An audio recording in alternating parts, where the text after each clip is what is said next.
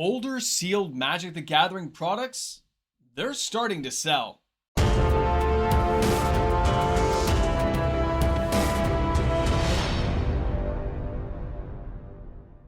With one announcement from Wizards of the Coast, the sealed product market is now getting a second look by players. Welcome back, everyone. MTG Moxman here, and thank you again for hanging out with me on my channel today. Now, many of you guys may have noticed over the last couple of days, after the announcement about Kaladesh being changed to Avishkar, a lot of players missed out on the event of Kaladesh. The boxes are over $1,000 and they're selling at that price point. That moment of FOMO caught into a lot of people wondering what's going to happen now. Because if you didn't watch my video on Kaladesh, you can go back a few days, look it up. It has some pricing and stuff in there, as well as actual sales numbers. You can go review that video. But for the point of this video, I just want to mention that one announcement from Wizards of the Coast got players thinking.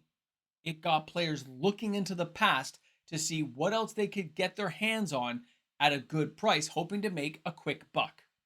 Because I don't believe this is players who want the products just to enjoy and open and have fun with. This looks like a lot of speculation and thinking there's going to be easy money somewhere on this line where they can buy a product, flip it, and sell it. And what I mean by that is, if you missed out on Kaladesh and you're a player and you missed out, they're all sold, you can't afford $1,000 a box, nor do you want to pay $1,000 a box. You had no reason to want it. You just know a lot of money got made really quick. And you decide, what can I get into? Well, the first thing players looked at, you guessed it, Aether Revolt, the next door neighbor to what we have for Kaladesh.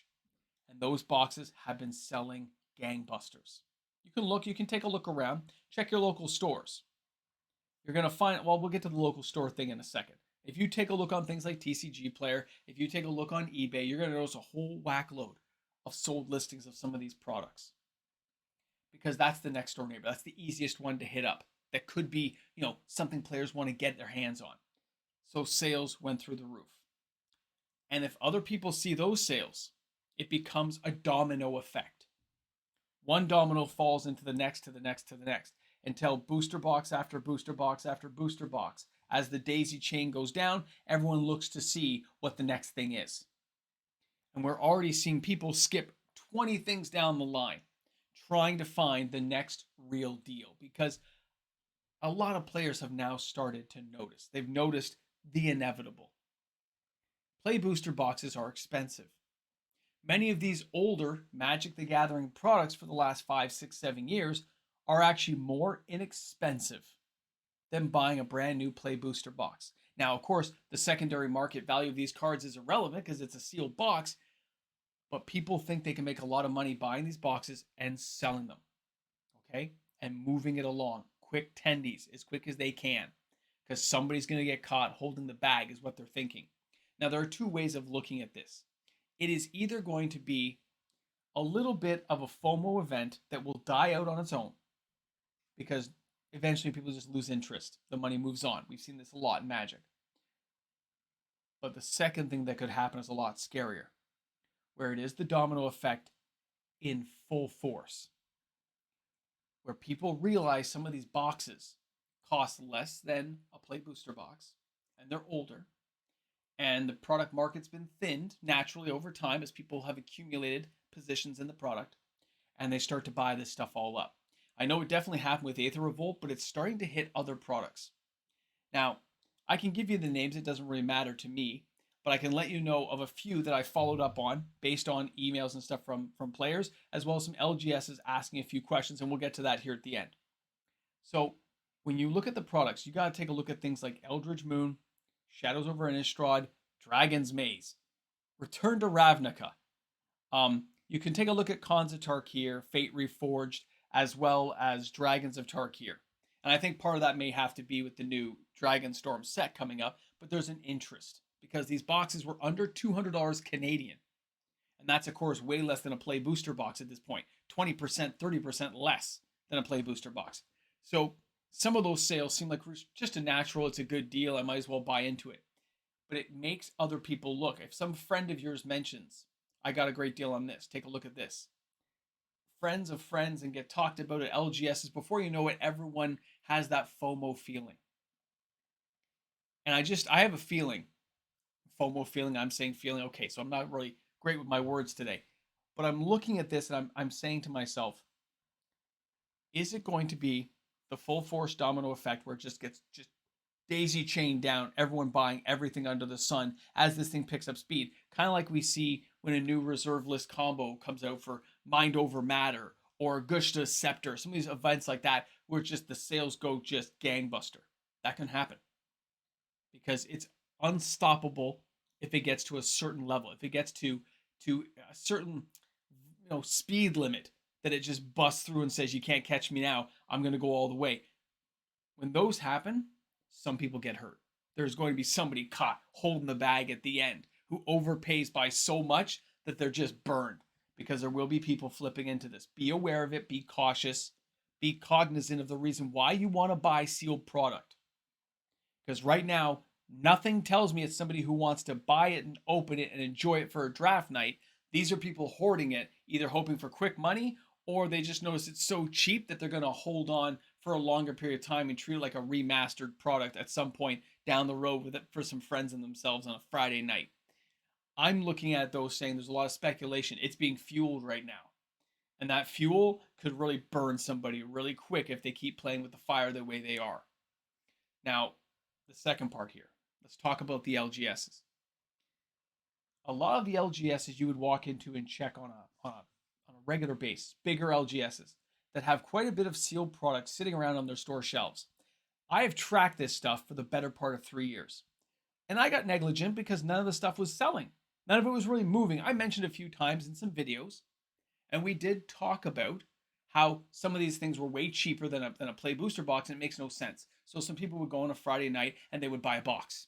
And they would say, hey, we can split this box for $120. We can all spend $30, $40, and we all get a couple of boxes. And we can have a great time having a chaos draft or our own mini pre-release. But it costs so much less than what Wizards of the Coast is charging. That was something I've covered a few times. But I never expected, because these boxes usually sit there, they've been sitting there for over a decade in some cases, to see boxes like Theros, Journey into Nyx, Born of the Gods, all start to move suddenly at the lower prices. But seeing these things move in the last couple of days and having stores contact me asking if I know anything, do they need to reprice? Is there something bigger? Because somebody tried to buy like 15 boxes of Aether Revolt. Another person tried to buy 8 boxes of Shadows over Innistrad. Different stores, but same type of thing.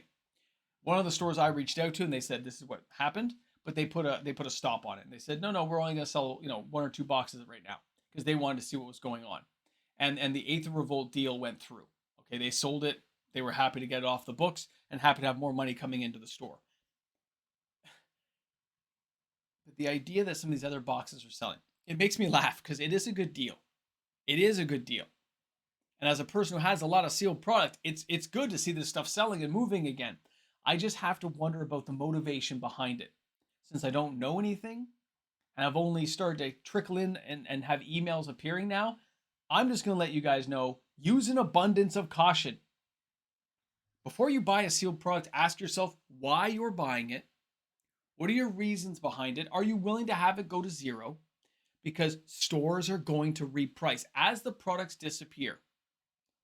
Right? If stores have a ton of product, they keep it cheap until it starts disappearing. Then they reprice it. They knock it up 5, 10, 15, 20 bucks. And the sales slow down. They raise it as it goes down. As their inventory goes down, the price goes up. Until they're left with like a case that costs an astronomical amount of money. And they have no intention of selling it. They just like to keep it as a cool thing to look at in their store. This hasn't happened for a long time. But if people keep buying at the rates they're buying, if these persons come in, buy a ton of product at cheap prices, eventually there's nothing left. And then it just shows that Wizards of the Coast pricing of how they're doing their play booster boxes and collector boxes has caused the secondary market to reprice itself. But it all trails back to Kaladesh, because before that Kaladesh event, Avishgar, before that event, we weren't really talking about sealed products other than a passing video every month or two. And as a person who has many of these boxes, I stand to gain a tremendous amount of money if I decide to get rid of anything. If I decide to buy more reserve list cards, I can get rid of a couple of Kaladesh boxes and buy Moxes. Are you kidding me? That's where we're at right now? It doesn't seem logical, does it? I'll be interested to see what everyone says in the comments section. And if I get more information, I will pass it along. Patrons who have questions, you can hit me up in the Discord, of course. But for everyone else, you can just email me at lang@hotmail.com. And if you know anything, pass the information along. It'd be great. But as it stands right now, nobody's really told me anything other than stuff is being bought. And the boxes I looked into, there's a lot more sales than is typical for this time of year. Way more. And it seems to be accelerating. So pay attention to that market or ask me a question. I can look it up for you. Guys, thanks again for hanging out with me on my channel today. Shop smart, shop smart, and be careful with your money, guys. Understand why you're doing something, because these kind of events, somebody gets burned, man. Somebody's going to burn. Hey guys, a big shout out and thank you, because you know what? We got patrons on this channel, and those patrons make sure that the videos go through each and every day. Because of that support, we get to talk about this stuff and look into sealed boxes and magic cards. By the way, did you know there's only 171 time walks for sale from unlimited to beta to alpha in the world? It's kind of weird, eh? I know. How do I know these things? I research a lot. Welcome back to the Ramble Jamble. You've made it to the end. Congratulations. Not everyone gets to make it this far. Products of note. By the way, this sealed product thing, it's a bit of a concern. Sealed market buying has been dead for a long time. The market itself kind of dried up. And I don't really like the idea that it's just Kaladesh starting things off. I really don't. Wizards of the Coast gains nothing by these sealed products moving on the secondary market at all. Nobody. The only people who stand to gain are people like myself who control and have access to these old boxes because we bought it year after year all the time. I think my Kaladesh's boxes were like 124 to 134 Canadian per box. I remember the pre-release. I remember buying the boxes. So what does that mean for everyone else out there? It means somebody's going to get burned in the end. Because if I can sell you a Kaladesh box for $1,000 and you buy it, I made 10x my money. That's a 10% per year appreciation on that box. 100%? 100% a year? I don't know. I'm not doing math right now. 134, you sell it for $1,000 10 years later. That's a lot of money, guys. That's a lot of money. And if you sell 3 boxes, I can go buy a Mox Pearl. And just here at the end of the video, did you know they could actually reprint the boxes if they chose to? There's nothing stopping them from reissuing Kaladesh. They're doing remastered products, which is a combination. They don't have to. They could say, we're going to put a Aether Revolt and a Kaladesh box together. Now, I know they're not going to use Kaladesh. I get it. That's what everyone's saying. They're not going to do it. But they said they're not changing the name from the original. They're not just saying it's Avishkar from now on. They're not retconning the whole thing. I'm just saying insane things happen. Don't think Wizards can't do something. If they see money on the table, who knows what they'll look at. Guys, thanks again. Ramble Jamble.